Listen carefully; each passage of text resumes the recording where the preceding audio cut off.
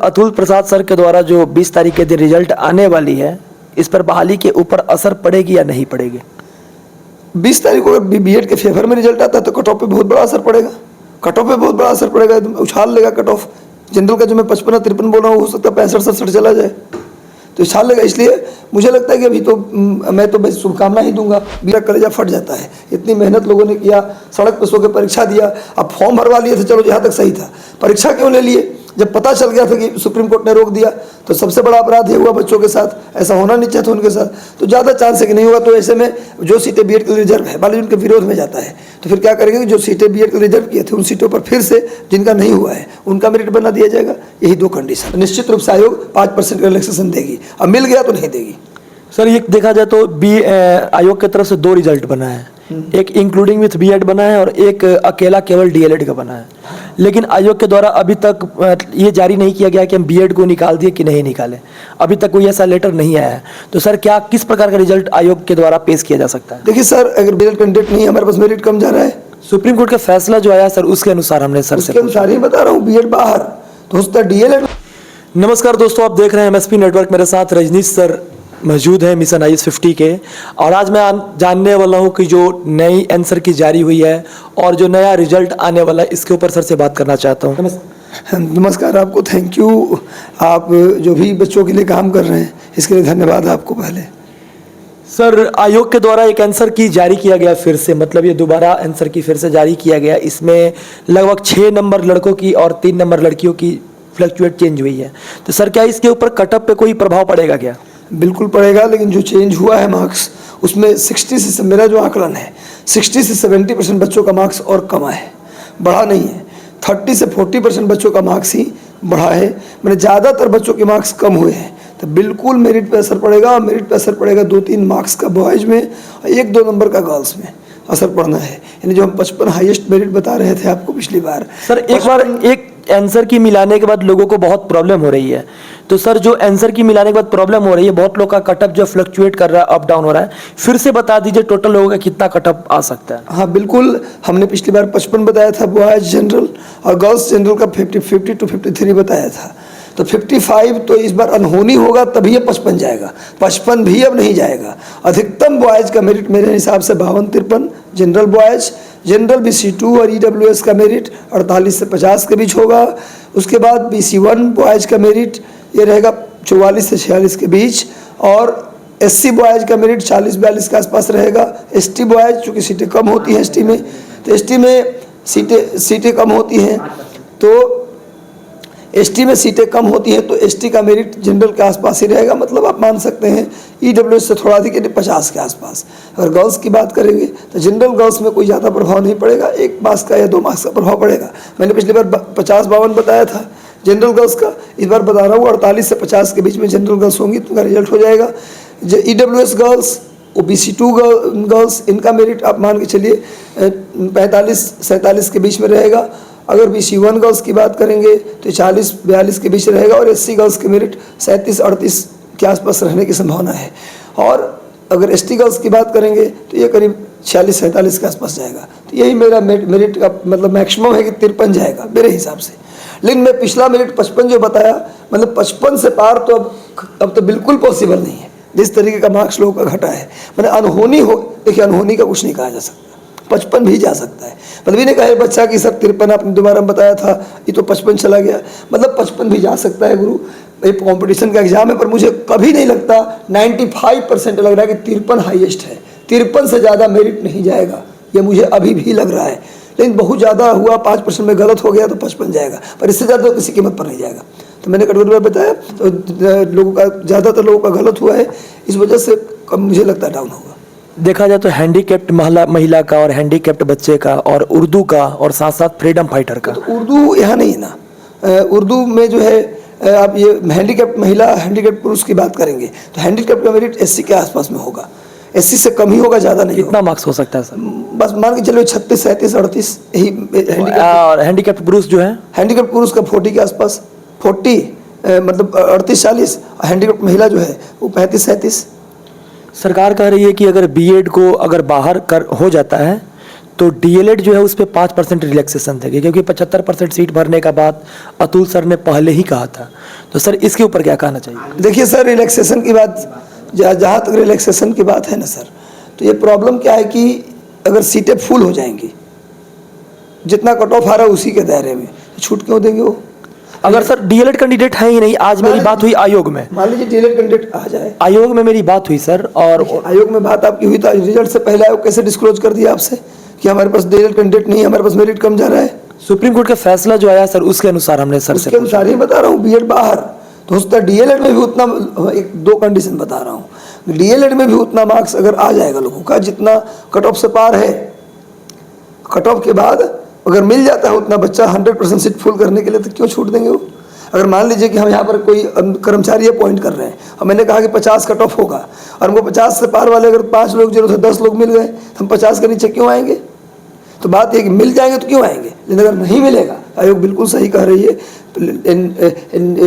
Primary में कोई seat अगले फेज में आया नहीं है, यानी पूरा प्लान है कि प्राइमरी का पूरी सीटें भर लेनी है हमें। इसका मतलब कि अगर नहीं पूरे होते कट ऑफ मार्क्स से तो 5% रिलैक्सेशन उनको देना ही पड़ेगा।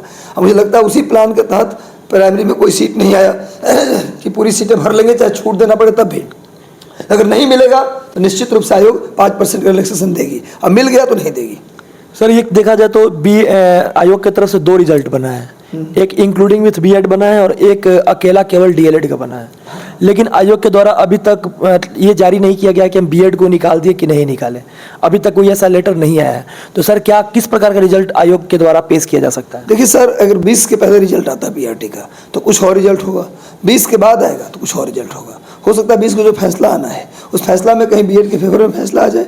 1% की कुछ नहीं कहा जा सकता, कोई ऐसा कंडीशन, कुछ ऐसा वकील ने कुछ ऐसा डाला अपना एक कानूनी पेच कि कोर्ट ने कहा कि नहीं जी ठीक बोल रहे हैं आप, बीएड को मौका मिलना चाहिए। अगर ऐसा हो गया तो रिजल्ट अगर 20 को 20 के बाद आएगा तो फिर बीएड वालों को भी आएगा, मैंने बीएड को मिलाएगा, बनेगा मेरिट। लेकिन अगर 20 के पहले आता है तो ज़्यादा संभावना है कि डीएलएड को रिजल्ट दे देंगे वो, और कुछ सीटें बीएड के लिए रिजर्व कर लेंगे। जैसे ही 20 को फैसला आएगा, अगर बीएड के फेवर में आता है तब तो कोई दिक्कत नहीं, जो सीटें बीएड के रिजल्ट है उसमें निकाल दिया जाएगा रिजल्ट। अगर बीएड के विरोध में आया, जो कि आना, मुझे ज़्यादा चांस है कि बीएड के विरोध में ही आना है फैसला, मतलब मुझे नहीं लगता, थोड़ा सा चांसेज कम है। मैं हालांकि बीएड का नाम लेते ही मेरा कलेजा फट जाता है, इतनी मेहनत लोगों ने किया, सड़क पर सो के परीक्षा दिया, अब फॉर्म भरवा लिए थे, चलो यहाँ तक सही था, परीक्षा क्यों ले लिए? जब पता चल गया था कि सुप्रीम कोर्ट ने रोक दिया तो सबसे बड़ा अपराध ये हुआ बच्चों के साथ, ऐसा होना नहीं चाहिए था उनके साथ। तो ज़्यादा चांस है कि नहीं होगा। तो ऐसे में जो सीटें बीएड के लिए रिजर्व है, मान लीजिए उनके विरोध में जाता है, तो फिर क्या करेंगे कि जो सीटें बीएड के लिए रिजर्व किए थे उन सीटों पर फिर से जिनका नहीं हुआ है उनका मेरिट बना दिया जाएगा। यही 2 कंडीशन है। डीएलएड कैंडिडेट उतना बिहार में नहीं है, लगभग 60 से 70 हज़ार का बच्चा है डीएलएड कैंडिडेट। बाहर तो है ना, बाहर में सर तो जनरल पे ही केवल आएगा ना? हाँ, तो जनरल पे आएगा। अगर मान लीजिए बीसी में खाली रह गया तो छूट देकर वो ले लेंगे, यानी बाहर वाले बच्चों को ले लेंगे? लेंगे, बिल्कुल लेंगे बाहर के बच्चों को, क्योंकि भारत संविधान में किसी कहीं के बच्चा कहीं भी जॉब कर सकता है, ये अनुच्छेद 19 कहता है। एक चीज हमको नियमावली में खुद पता नहीं है कि बाहर के कैंडिडेट को कितना परसेंट यहाँ छूट दी गई है? बाहर कैंडिडेट को कोई छूट नहीं दिया गया, वो जनरल में जितनी सीटें सारी सीटें प्रोवाइड कर सकते हैं। अलग से कोई सीट रिजर्व उनके लिए नहीं किया गया कि 10% 5% ऐसा कुछ नहीं है। पीआरटी के अंदर वो जो जनरल की सीटें हैं 40%, 50% रिजर्वेशन में आ गया। अच्छा 10% ये ले लिए ईडब्ल्यूएस वाले, तो जो 40% जनरल का सीट है उस सीट में पूरा सीट पर बाहर वाले बराबर फाइट कर सकते हैं। सर तो एक बात कहना है कि आज कल परसों जो रिजल्ट अभी आज उच्च माध्यमिक का रिजल्ट आने वाली है जी, और कल भी रिजल्ट आने वाली है माध्यमिक का, और पीआरटी का रिजल्ट आने वाला है, तो सर क्या जजमेंट का फैसला का कुछ असर पड़ेगा क्या इस पे, जो 20 तारीख के दिन जजमेंट आने वाला है? देखिए, जजमेंट का फैसला का असर इसलिए नहीं होगा कि हम कोर्ट गए हैं, बच्चा कोर्ट नहीं गया है। तो हम कोर्ट गए हैं तो कोर्ट स्टे तब लगाता है रिजल्ट पर जब बच्चा कोर्ट जाता है और उसको लगता है जेन्युइन कारण है, तो कोर्ट कहता है भी रिजल्ट मत निकालिए जब तक हम फैसला रखते हैं।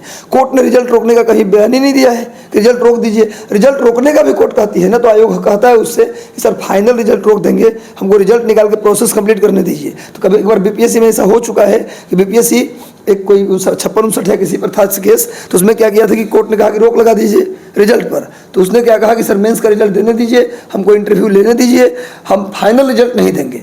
तो कोर्ट क्या रोक के बावजूद भी प्रोसेस कोर्ट में एप्लीकेशन देकर जारी रखा। यहाँ तो कोर्ट ने मना ही नहीं किया रिजल्ट देने पर, तो रिजल्ट अब देते रहिए। ऐसे सर तो बीएड वाले कैंडिडेट हैं उनके लिए तो अतुल सर के द्वारा लेटर भी नहीं निकाला गया है। देखिए, कोर्ट में ये लोग कोशिश में है कि बीएड वालों को शामिल किया जाए, शिक्षा विभाग आयोग सब कोशिश में है, इसीलिए उन्होंने अभी तक फाइनल नोटिस नहीं जारी किया। शायद संभावना उनको लग रहा है कि बीएड वाले शायद आ सकते हैं। ऐसा उनको लग रहा है, तभी ऐसा कर रहे हैं। तो एक लास्ट क्वेश्चन ये है कि सर अतुल प्रसाद सर के द्वारा जो 20 तारीख के दिन रिजल्ट आने वाली है, इस पर बहाली के ऊपर असर पड़ेगी या नहीं पड़ेगी? 20 तारीख को अगर बीएड के फेवर में रिजल्ट आता है तो कट ऑफ पे बहुत बड़ा असर पड़ेगा। कट ऑफ पे बहुत बड़ा असर पड़ेगा, एकदम उछाल लेगा कट ऑफ। जनरल का जो मैं 55-53 बोल रहा हूँ, हो सकता है 65-67 चला जाए, तो उछाल लेगा। इसलिए मुझे लगता है कि अभी तो मैं तो बस शुभकामना ही दूंगा बीएड वालों के लिए, आपको ढेर सारी शुभकामना कि आपके फेवर में ही रिजल्ट आ जाए।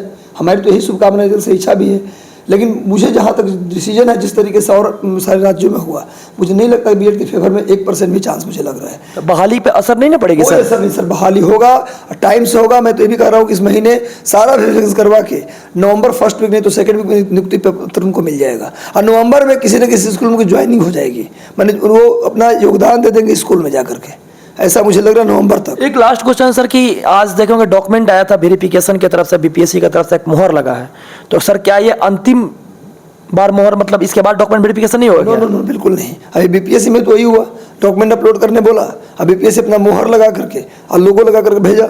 फिर बाद में देखिए, अब जैसे ही आपका नियम है ये, रिजल्ट आने के बाद आयोग एक बार और आपको वेरीफाई करेगा। उसके बाद आयोग अगर नहीं किया वेरीफाई तो कम से कम शिक्षा विभाग कम से कम 2 बार, ज्वाइनिंग से पहले 2 बार वेरिफिकेशन होता है। तो एक बार आयोग करेगा, एक बार शिक्षा विभाग, नहीं तो 2 बार शिक्षा विभाग आपको करेगा। थैंक यू सर, इसके लिए मैं धन्यवाद दूंगा आपको सर। थैंक यू, आपको भी धन्यवाद। और इस तरह के न्यूज़ बनाने के लिए सबसे पहले तो 3 दिन में रिजल्ट आने वाला है, 3 अलग अलग परीक्षाओं का, 10+2, 9, 10 और पीआरटी के लिए सभी बच्चों को हम दिल से शुभकामना देंगे। जो भी हमसे जुड़े थे, नहीं भी जुड़े थे, मेहनत कर रहे थे, माता रानी का दिन चल रहा है, हम सभी माता रानी से प्रार्थना करेंगे कि आपके सारे सपने पूरे हो जाए। धन्यवाद। धन्यवाद सारे लोगों को। आप देख रहे थे एमएसवी नेटवर्क, और आप लोगों को मैं इस बात को सूचना देना चाहता हूं कि सर के द्वारा बताया गया जो विषय वस्तु था वो एक सत्य ही था, और सारे लोग रिजल्ट तो होगा ही होगा। आप लोग डॉक्यूमेंट का तैयारी कर लीजिए, क्योंकि सरकार समय नहीं देने वाला है। अगर जो लोग वीडियो में नए हैं, चैनल को सब्सक्राइब कीजिए, लाइक कीजिए, शेयर कीजिए।